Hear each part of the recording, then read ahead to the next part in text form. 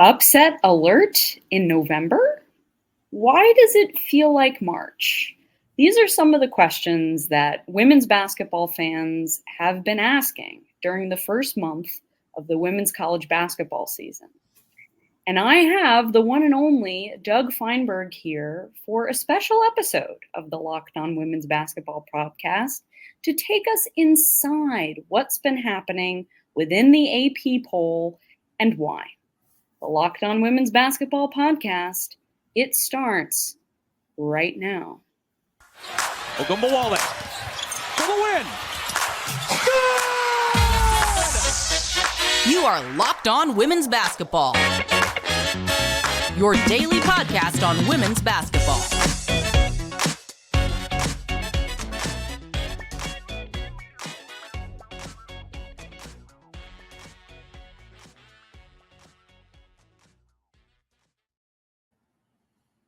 Hello and welcome and happy Friday. You are locked on to women's basketball. Happy belated Thanksgiving to all of our listeners.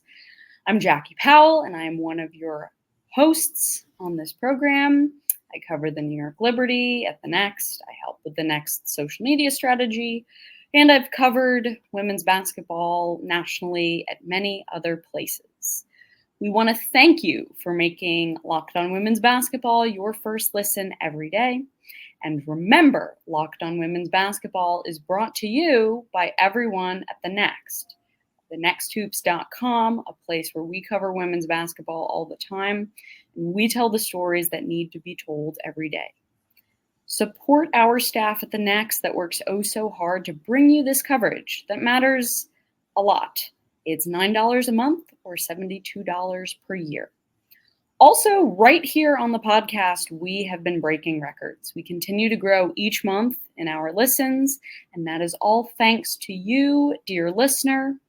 Remember that Locked On Women's Basketball is free and available on all platforms, including YouTube, Apple Podcasts, Spotify, and many more. Today's episode is brought to you all by Game Time.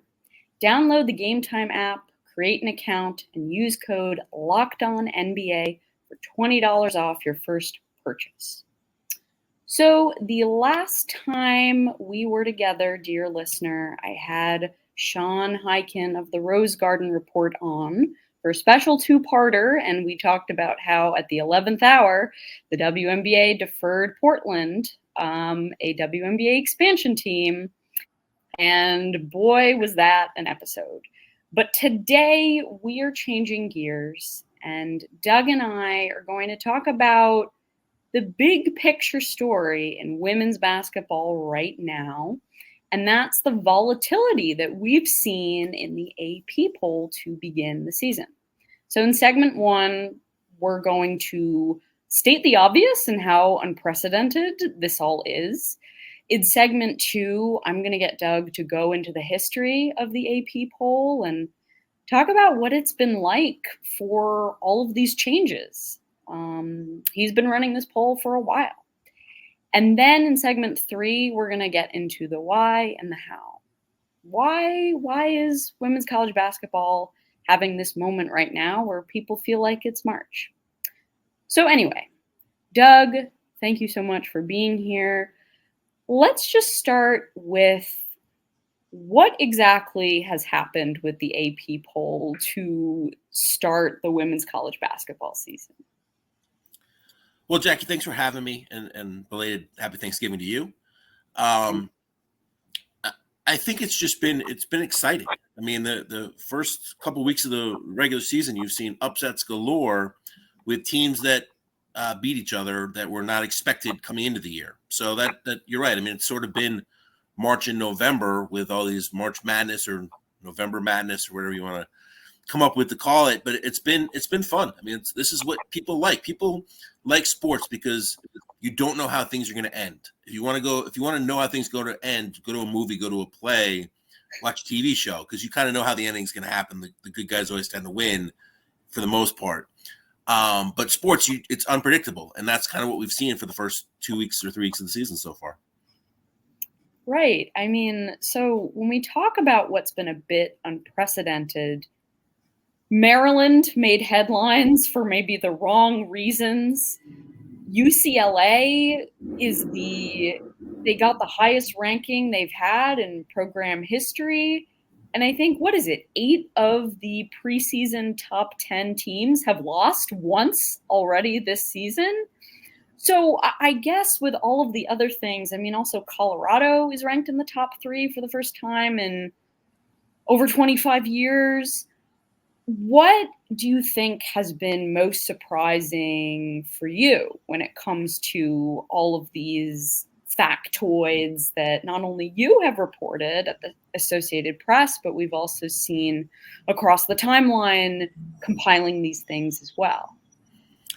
I think it's exciting. I think if you have to start with sort of the preseason poll, when people vote, it's a combination of what they saw last year and what they're expecting this year. And I think that Coach Yo from Ole Miss made a good point that with the transfer portal, it's a little more unpredictable than it was in the past because there's so many players changing teams and there's so much uncertainty that it made for some unexpected results from what the poll had. And remember, a poll is just a talking point. I mean, you don't get crowned national champion because you're number 1 in the poll in the preseason or at the end of the year. But I think it's nice to see. I mean, sure, there are teams that lost that you weren't expecting to lose. I mean, that didn't have transfers per se. I mean, UConn losing to NC State. Well, you wouldn't have thought that would happen, but NC State's not a bad team. They're putting some pieces together. They won at home, huge crowd. UConn was sort of still trying to figure itself out a little bit with Paige Beckers coming back. So that's one upset that you wouldn't have thought coming into the season, but really a great win by NC State. And same thing with Colorado. I mean, they knocked off LSU in a neutral site game in Las Vegas. Colorado had everyone back for the most part from its run last year. LSU, a great team coming in, was adding 2 new pieces in Haley Van Lith and Issa Morrow. And it takes some time to sort of figure everything out. So veteran team that is all sort of returning versus team that's adding some new pieces and not exactly the same as last year's national championship run.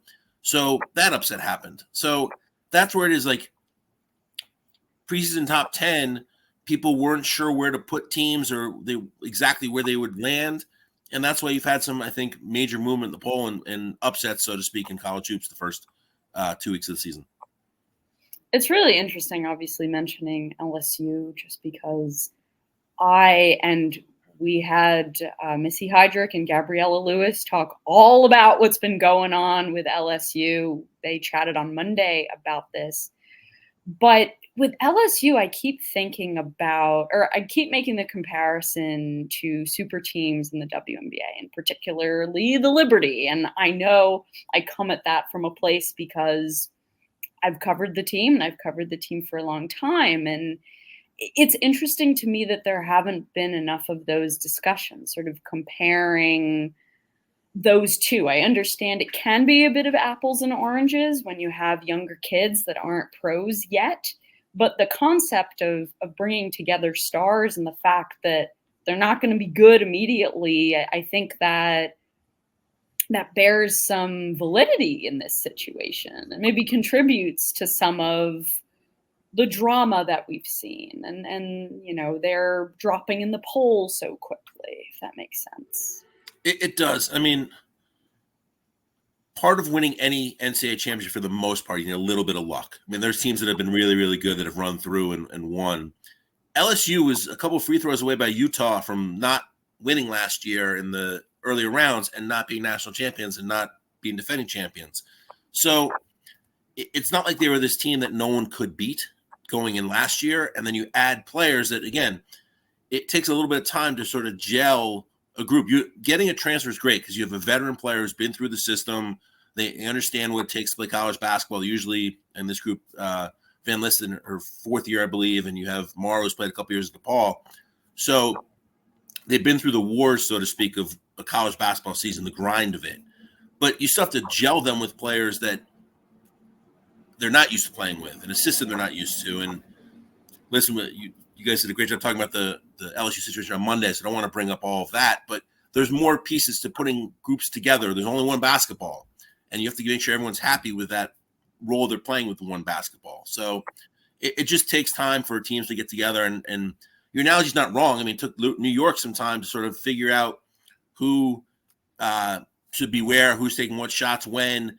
And it took them a while, but they figured it out, and they made a good run and lost to a really good team in Las Vegas in the finals. So it's sort of the same thing. I mean, the LSU team we see now in November, I think is very different than the one we see in February and March, when the games matter a little more and when they try to make a run to defend their championship. Absolutely. I mean, we won't get into how the culture, the locker room issues in LSU and how those are a bit different than what we see in the WNBA. That's a whole other conversation. But I think the one thing I want to ask you before we move on to segment 2, where we're going to talk about the history of this poll, is I guess what stands out to me about this is just how the Pac-12 is sort of making this interesting statement in its final year of existence. I mean, there was a point where the Pac-12 was undefeated. So I guess from your standpoint, when it comes to the Pac-12, do you think there's some sort of coincidence here with it being its last season of existence? Or why do you think there's so many good Pac-12 teams this year? Well, I'm getting older, so I forget some things. But I think the last year the Big East was in existence, the original Big East, the old Big East, they had a run of teams that were really good that I believe made the Final Four, and it was an exciting time for the Big East before it disbanded and re-emerged. And the Pac-12, in a sort of similar way, that they're really good teams out there. I mean, Stanford, UCLA, Colorado, USC, Juju Watkins, one of the most exciting freshmen in the country right now, has energized that program. And Coach Gottlieb's done a tremendous job there so far this season. Utah coming in had a bunch of really good players coming back, led by Alyssa Pilley. So, I mean, there's a lot of talent there. And I also think there's probably a chip on the shoulder of the women's basketball coaches. I mean, they didn't decide to break up the conference. They're not the ones that said, hey, we should start going to the ACC or the Big 12 or the Big 10. It's football driven. So let's be honest. They're probably one like, hey, you know what? We've had a great run here the last probably decade of having a bunch of teams that are really good. And we're going to go out and show that this conference, even though we're not going to be the same next year, was one really, really good basketball conference for women's basketball. They are definitely proving that. They are. I mean, Colorado, maybe I've been living under a rock, but the Colorado story has been absolutely fascinating. Anyway, before we chat about the history of the AP poll and sort of why it exists, which we sort of started talking about, I do want to briefly chat about our show sponsor, Game Time. And so, listeners, you probably know that I am a huge Lady Gaga fan. I'm a huge stan. But I love other musicians as well. I'm a pop music head. A lot of folks in the women's basketball space, they know this. They see me with concert shirts on all the time. But anyway, I was actually trying to see if I could go see Ellie Goulding last minute this past week in Brooklyn. She was playing with a live orchestra, but unfortunately, I couldn't get a ticket. And it was strange because there were discounted tickets for one of the shows, but there were 2 shows. I was very confused and quite disappointed. But you shouldn't have to worry about a situation like that. And Game Time is the fast and easy way to buy tickets for all of the sports, music, comedy, and theater events near you. With killer last-minute deals, all-in prices, views from your seat, and the best price guarantee, Game Time takes the guesswork out of buying tickets. Browse through the Game Time app and talk about upcoming events in your area, like concerts, women's college basketball games, NBA games, and WNBA games when they do return this coming May in 2024. What's brilliant about the Game Time app is that it has last-minute tickets, flash deals, zone deals. It's really easy to find and buy tickets for any kind of event in your area. Game Time is the only ticketing app It gives you complete peace of mind with your purchase. You can see the view from your seat before you buy. So, is my seat obstructed? Is it not? You will know. So you're getting a great deal without hidden fees. Buy tickets in seconds with 2 taps.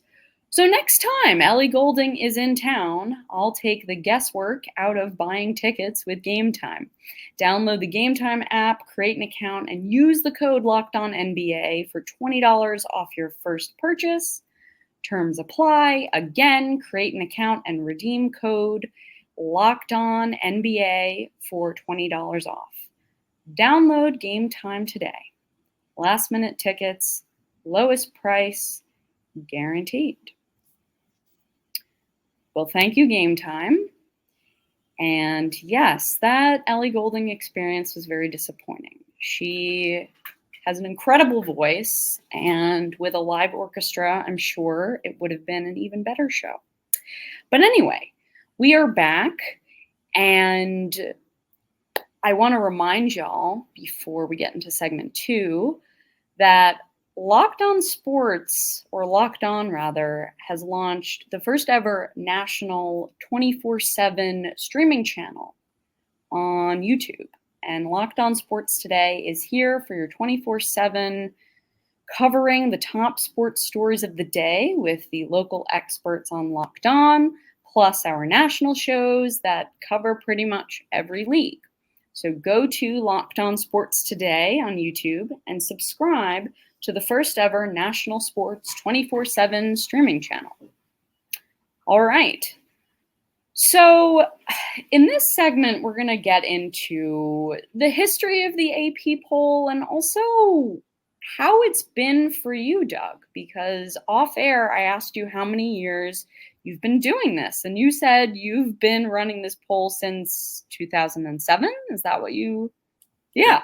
2007. So I guess take me through the history of the AP women's college basketball poll, why it exists, why it matters, and when you got this role, what was sort of going on? Well, let me say one thing first, Jackie, because I felt bad. I didn't answer your question about UCLA being number 2 before. So let me just do a quick thing saying that they're a really good team. I mean, Coach Close has built a group there with Charisma Osborne and Kiki Rice in the backcourt and adding Lauren Betts, the transfer from Stanford, that they're number 2 for a reason. They're a really good team, and we'll see later today when they play UConn how that game goes as far as against another really good opponent. But they're number 2 for the first time ever, going back to the history of the poll, which just shows that it's a great year for them so far. And there have been a lot of really good teams out there that they haven't been able, when they were really good in the past, to reach the heights of number 2 or even number 1, a spot they haven't reached yet, which could happen down the road this year. But as you said, I've been doing the poll since 2007. Mel Greenberg, the guru of women's basketball, started the poll in 1976, I believe, 76, 77 season. It was just a coach's poll back then. This is pre-internet, obviously, so he would call coaches up to give them scores of things they may miss, and they'd vote. And then it was a coach's poll until 1994-95 when the AP took it over. And then the great Chuck Schaffner, who preceded me as the women's basketball writer based out of Iowa, ran it till like 2005, 2006. And he did a tremendous job, retired. I took it over, and I've been running it for the last, I guess, 17 years now, 16 years. And it's great. I mean, let me throw out, I always say it, I have never voted in the AP poll. So people who always get upset with the AP where their team is ranked and are happy to voice their opinions to me, I listen to it, but I honestly have no power over who is ranked where, because I have cast 0 votes for the AP women's basketball poll in my time running it. So I compile it, I find the voters, but Jackie, I've never actually voted in the poll. So you can tell me that you think someone should be higher, and I may agree with you, but there's really nothing I can do about it because I don't actually have a vote. That is a very good point. I mean, there is a difference between being involved in the process and voting. And that's also why I wanted to have you on, because I think I wanted listeners to be able to understand sort of what this typically looks like. Because then in segment 3, we're going to, I guess, talk about maybe a little bit more about why this is happening. But I want listeners to understand what it's like to be organizing this thing, even, in a more typical circumstance. And then we'll talk about, what has this been looking like in these first couple of weeks when things have been happening that we've never really seen before.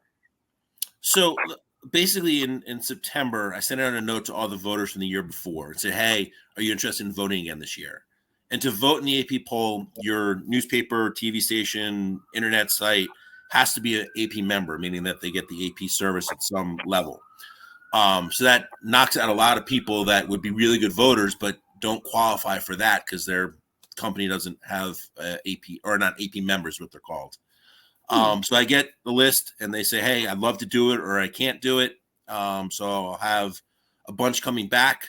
This year we actually have 36 voters, which doesn't seem like that many, but when I first started, there was 50 and we cut down to 29 last year. So we dropped nearly in half over the last 16 years. And now we actually added some people to get back up to 36, which is a better number to me than 29.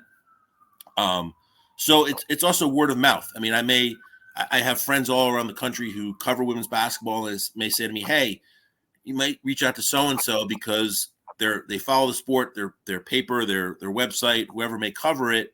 Let me see if they're AP members, and I add voters that way. So that's how we sort of get the poll board, the voting panel. The nice thing is we actually have a website that they created a couple years ago. So voters can just input their vote each Sunday night. I send out a week's fair. So in case there's a game they missed, because there's obviously a lot of games each week, they can sort of catch up that way. I also show them sort of the next 5 so that the teams that might get in or may not get in the poll and that fared. And then they can vote. The poll closes usually at 10 o'clock on Monday morning. This year, the women's poll comes out first at noon Eastern time, and the men's poll comes out after at 1. They flopped it this year, which I think is pretty cool. And they vote, and then we have the computer system that tabulates everything, which makes my life easier. I'm not sitting there with a piece of paper going, okay, first place, second place, third place, because my math's good, but that just leads to mistakes. And then the computer system spits it out. And what's great also is that if you're a fan, you can go to the AP College Basketball Hub and see, okay, who did Jackie vote for this week if you were a voter? Who did Doug vote for if I was a voter, which, as I said, I'm not. But that way you can see who people voted for, and it's pretty cool. We're going to try to add some new things in the future. One of the great Twitter followers I have always says, why can't you put in sort of a denotation of who's new to the poll, which is a great idea. It's just a matter of technology that takes a little bit of time, and that's above my computer technology skills. We have people who are working on it, so we may have some new innovations next year. But that's sort of a typical week of how things happen. I usually have to chase down maybe 1 or 2 votes Monday morning, but the poll board's really good of getting in their ballots on time, which makes my life that much easier. So what was fascinating about what you just said was, well, many things were, but what jumped out to me was this decrease. And so in the amount of voters, and the reason I bring that up is when we're talking about women's college basketball and women's basketball in general, even when we talk about the WNBA, we're looking at things on more of a growth curve. And so to hear that the numbers of the amount of people involved have gone down, what do you think the reason for that is? I think, listen, Chuck Schaffner, as I said, who did it before me, did a tremendous job of finding voters throughout the country. And I think newspapers have gone down, or I know newspapers have gone down in the last 15 years. So that cut out a lot of voters. Internet sites have popped up, obviously, but not all of them are AP members. So that makes life more difficult. There's been, as you said, and you're a great example of this, of more people covering women's basketball in the last decade. But we're not there yet with, unfortunately, them having full-time jobs at spots that are AP members.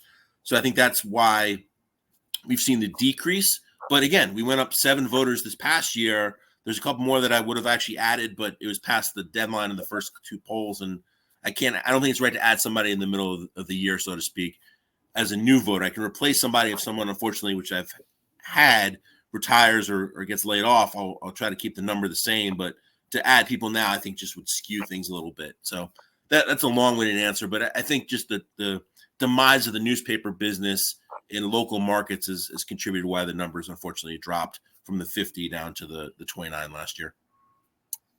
Yep, the sad truth there. And I think it's important to distinguish that, to distinguish why that is and why the work that we both do and that this podcast does. And it all matters because of these forces that are trying to clamp down on it.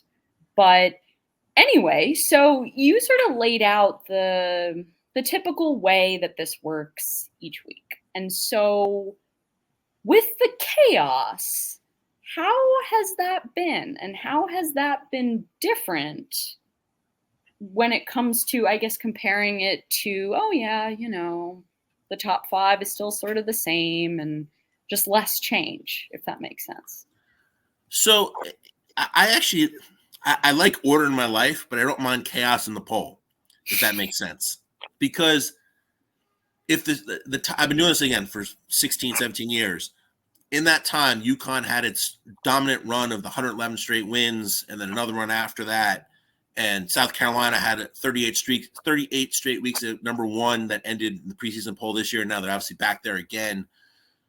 It's more exciting when there's stuff to write about. If it's the same team at number 1 every week and the top 5 doesn't change much, it makes for more of a boring story, if that makes any sense. I mean, obviously we write so we can make stories more interesting, but if it's the same team number 1 for 51 straight weeks or whatever it was for UConn's run, you can try to find stuff, but there may not be that really great nugget of a team jumping in the poll for the first time, which I've had many times, or UCLA moving up to number 2, or things that haven't happened before. So that's why I like chaos, because it makes it more exciting. People pay more attention. There's more buzz and interest when there's movement. I mean, it's natural that way. So when you think your team has a chance to make a giant move, it makes you more interested. If you know that the same team is always going to be number 1, 2, 3, 4, it's probably not as exciting as it could be when there is chaos.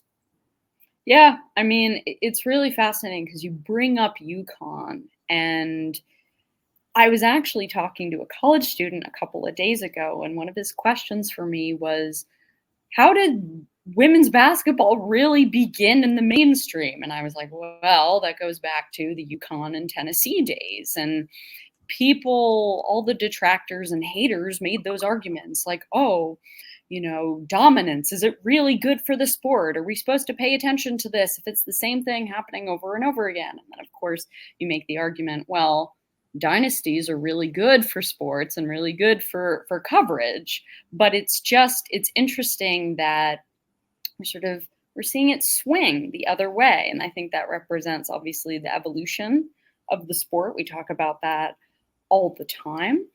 But I'm also curious about what it's been like. Have you been communicating with the poll board or voters when some of these upsets happen? Like, has there been an example where someone has some difficulty and is like, well, I don't really know where they're going to go here? I every week when I send out the fair, I send a little note up top saying, like, the first week this year is like, well, welcome to college basketball this year. It's chaos week already. We've only played 5 days of games or 6 days of games. So from that standpoint, I mean, I know in a week that when we saw 7 top 10 teams lose or 8 of the top 14, it's going to be chaos. And I've had conversations with voters. I don't want to obviously name names here, but there are people who go, wow, this is a crazy week. And what would you do? And I was like, listen, trust where you think teams go. And I think early season's easier in a sense because there isn't a resume. And we'll talk about it, I'm sure, in a little bit, but the jump of Colorado, they went up 15 spots when they beat LSU. Well, that can happen in the first 2 weeks because there isn't a resume where you go, they've already played 20 games or 15 games, so they're 13-2. Well, what does one win really focus on out of the 16th game they played when they had a resume already versus they played one game and they beat a team that was number 1? Well, we probably had them underseeded, so we should probably move them up in the rankings a bit. And that's why you saw some crazy jumps of Colorado, Kansas State jumping in the poll this week after their win over Iowa. You had the win of NC State beating UConn, jump them in the poll. So early on, there's sort of like that isn't a resume for teams, so to speak. So that's why you see some early jumping around and more chaos. I think once the poll happens, and it works both ways. I mean, people have complained, well, why did Team X beat Team Y, yet they're seated below them or they're ranked below them? Well, in February and January, they've already played a bunch of games. So is it one game you're looking at, or you're looking at the whole resume for the season? And I see both sides of it. Again, if I ranked it, I would have my own opinion on it, but I trust people. And I've said this over the time to people, like, listen, you have a team ranked here that lost 2 games this week. And like, oh my God, I missed that they lost that second game. Or maybe this team, like, you might want to put them a little bit higher. Just, did you know they beat Team X and Team Y?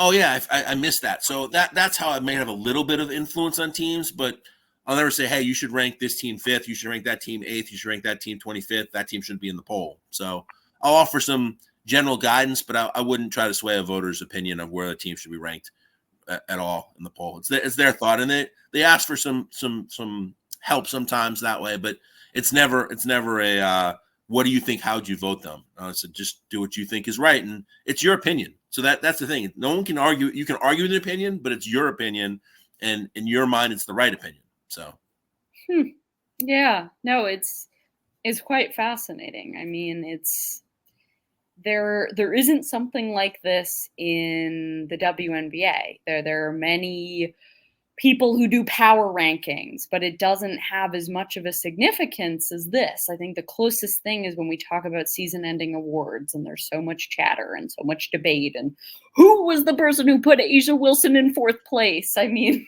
that's the parallel I see there. But okay, so coming up, we're going to talk about the big why this is all happening. And also I want to discuss quickly this word that people tend to use when talking about women's basketball right now, and that's parity. And I sort of want to challenge that a little bit as it relates to what we've been seeing with the poll. But first, I want to remind y'all about our wonderful sponsor, FanDuel. And so I have to be honest, I have not really watched football closely since I want to say 2017. So apparently a quarterback who has the same last name as a very famous actor is playing quite well for my New York Giants. It's quite interesting. Will he throw another 3-touchdown game? We will have to see. But you can score early this NFL season with FanDuel, America's #1 sports book. Right now, new customers get $150 in bonus bets with any winning $5 money line bet. That's $150 if your team wins. If you've been thinking about joining FanDuel, there's no better time to get in on the action. The app is so easy to use. There's a wide range of betting options, including spreads, player props, over-unders, and much more. So visit FanDuel.com/lockedon and kick off the NFL season. FanDuel, official partner of the NFL. So yes, that is true. I have not really paid close attention to the NFL in many years. I mean, my New York Giants haven't been great. Although I will say Brian Doble is an alumnus of my alma mater, the University of Rochester. So there's a little bit of rooting interest. But anyway, I digress. We are back, and we're going to continue our discussion about the volatility in the AP poll for women's college basketball. I'm here with the one and only Doug Feinberg. So let's get to the big why. You alluded to this in segment 1. You sort of talked about the transfer portal playing a role. But in addition to that, why do you think this is happening? Why is the word unprecedented coming up oh so much when we talk about the poll, who's winning, who's losing, and all of these different shifts? Well, Jackie, I think besides the transfer portal, more players are going to different schools. So there's more talent spread out across the country, which I think makes a difference of if every top player goes to one of 5 schools. Those 5 schools can be really good, and then everyone else is trying to play catch up. But if the talent goes more places, and actually I think a lot of talent stayed at home, the freshmen, the past couple of years. I don't know if it's COVID related or not, or whatever the reason, but they're staying home. And I think that makes a difference in the sense of a really good player stays home to a school that may make the school better if that's the best player, instead of them going abroad to another school, or abroad's not the right word, but to another state, to a school that wasn't local to them. So I think that factors in it. And I think just coaching's better. There's more interest in the sport. I just think it's an exciting time for women's basketball, where if you said last year who's going to be playing for a national championship, I don't think many people would have picked LSU and Iowa to start the season. I mean, obviously Iowa's Caitlin Clark was one of the best players in women's college basketball history right now, but I'm not sure you would have thought they're going to be up for a national championship. And same thing with LSU. I don't think you thought they'd be there so quickly. So there's parities to me is when there's more teams that could win something, and also when teams that may not be as highly ranked or ranked at all, or even considered in the rankings, are beating teams that you wouldn't expect them to beat. That to me is more parity. I mean, NC State knocking off UConn. That NC State's been a great program for the last decade. I mean, they were really highly ranked. Coach Westmore's done a great job there. To me, that's not really parity, because they're a great school that's done really well. If a team that was not as highly expected out of, I mean, St. John's beat UConn last year. UConn was banged up, and it wasn't the UConn that we expect normally, but that's a team you probably, if they played a bunch of times, UConn probably wins more than St. John's does by a lot. That to me is more of a parity thing than an NC State or a Colorado knocking off LSU this year. Yeah, I think the phrase that comes to my mind when talking about this notion of parity is I think of more maybe competitive balance. And I think that term describes exactly what you were saying, which is players are more spread out throughout the country. So the talent is more, it's less saturated in certain locations. But talent being spread out, that doesn't necessarily mean equality, equal talent in every conference or every across every team. It just doesn't work like that. So I think, I don't know. When people say parity, I'm going to say, well, maybe more competitive balance. That's sort of how I'm going to refer to that. And I guess something I also want to know from you is, are there common threads that you've noticed between the teams that have lost? I mean, the big ones, we've talked about LSU, we've talked about UConn. I mean, there's Iowa, Ohio State, Tennessee, and Utah. Those are teams that people didn't think would have one loss by now. I'd have to think if there's a common thread between them besides just, as you said, competitive balance. That there are teams that USC beat Ohio State. USC had Juju Watkins, who was a really talented freshman that there probably wasn't film on from college yet. And that makes a difference. And Ohio State is a really good team. They're working their own transfers in there. So they're in that category. NC State, we talked about beating UConn. That's just a really good program that people thought were having a down year, but they're still obviously great. And Sanaya Rivers was really good that game. Richards, I don't know why I said that, but she was great, and great players can carry teams to victories. So is there a common thread? I mean, Ayoka Lee, who was the AP National Player of the Week this week, we started a new thing of AP National Players of the Week each week, which actually I do vote on. That's something I actually do vote on. So we have an AP panel that does it. There's about 8 of us. We choose a Player of the Week. Caitlin Clark was the first one after their great win over Virginia Tech when she dropped 44 and then triple-double the second game.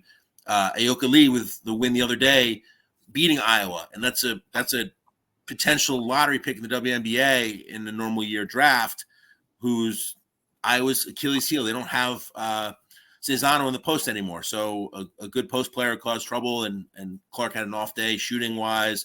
So things can happen. I mean, this is, again, a Power 5 beating a Power 5. So I wouldn't say that these upsets that we've seen in the poll so far have been teams that no one thought could be decent this year that are winning games. Your competitive balance, I think, comes into play there more than a team that if LSU had lost one of its games to Southeast Louisiana or to one of these schools that you would not expect that are making their guarantee money that you see in football all the time, that teams are getting paid to play each other, and men's side, there's more money there as well.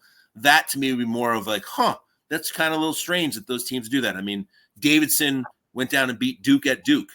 Duke is a decent team, as we saw when they played Stanford to overtime. Davidson's a really good team also. They played North Carolina tough. That's a competitive balance thing with a team that people may not know about, but they're not bad. Princeton almost beat UCLA. Princeton made a nice run in the NCAA tournament the last couple of years. So those are games that you think, wow, that would be really interesting if they had pulled off those wins, but we're getting closer. We're just not 100% there yet, where like there's a common thread of why LSU, UConn, Iowa, Utah, all those teams lost. I don't think there's a common thread yet, but just showing more of the competitive balance that you're talking about. Yeah, I mean, I also think that there's like a stigma associated with when you lose one game and it's not necessarily the most meaningful. I mean, you know, there were times during the UConn Breanna Stewart years where UConn had won. I mean, I don't remember how many games it was in a row, but this whole notion of being undefeated and not having a loss, I mean, it meant so much when there was less competitive balance. And so the question I think about now is, does it really matter? Does it really matter that, you know, okay, Iowa isn't undefeated anymore? Like, I don't think that really tells you if a team is going to be really good or if a team is going to make a deep tournament run. But that's just me. No, I think you're right, because if you're a coach, you'd rather lose the game in November and December when you're playing a good team to sort of expose yourself, what you need to work on for conference play. And then in conference play, everyone knows you well. So to run through your conference undefeated is not easy by any stretch, no matter how good your team is. So you're getting ready for that. And then conference play gets you ready for the NCAA tournament, where you just got to win 6 games in 3 weeks to become national champion. So it's sort of building on each other. And you're right. Well, we were spoiled with what UConn did. That's not the norm. The teams don't win 111 straight games. It just doesn't happen. And before that, when they won their streak before, when Stanford ended it. So, like, it's one of those things where over the time I've done the poll, there have been so many of those moments where just mind-boggling what's been accomplished, that now we're sort of getting back to normal sports, which is sort of where I started with, that people like watching sports because you don't know what's going to happen. You don't know the ending for the most part, and something crazy can happen. And that's what makes sports exciting. And that's why fans are passionate about their teams, because you just don't know. And that's what I think we're seeing now in women's basketball more, is that there are teams that can, on any given night, beat another team. And that's what makes it fun and exciting. Yes, absolutely. And so on that note, I want to thank everyone for making Locked On Women's Basketball your first listen every day. This was so much fun. I want to give a huge thank you to Doug for hopping on the show today. Follow him at Doug Feinberg on all of the interwebs. I use the term interwebs because I think that's ridiculous. And read his work on apnews.com. Is there another place besides that, or that's the main one? Mm-hmm. And also, Locked On has launched its first ever national sports 24/7 streaming channel on YouTube. Locked On Sports Today is here for you, covering the top sports stories of the day with the local experts on Locked On, plus the national shows covering every league. Go to Locked On Sports Today on YouTube and subscribe to the first ever national sports 24/7 streaming channel. Yes, that is very exciting. Anyway, to all of our listeners, we hope you have a wonderful rest of your Thanksgiving weekend. This is Jackie Powell and Doug Feinberg. And we are signing off. Ogunbowale for the win. You are Locked On Women's Basketball, your daily podcast on women's basketball.